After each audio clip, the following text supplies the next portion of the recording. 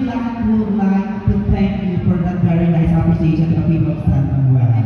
Sir, but before I make the answer, I would like to thank my friends. Yes, you Friends and supporters, thank you for your endless support.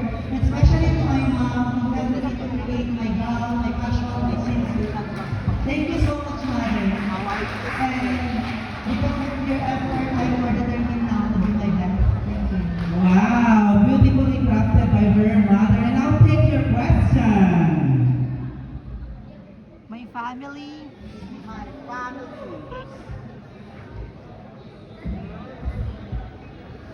Your question is, if given the chance to speak to young LGBTQ plus individuals, what advice would you give them? I repeat, if given the chance to speak to young LGBTQ plus individuals, what advice would you give them? Thank you so much for that wonderful question.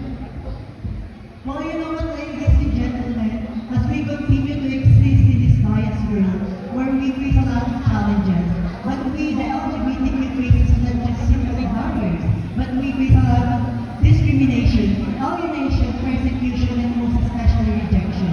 So if I were to tell something to a young LGBTQ individual, it would be to be strong.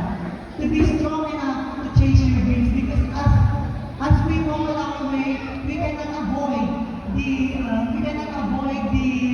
people who will discriminate us, who will bully us because of our gender identity.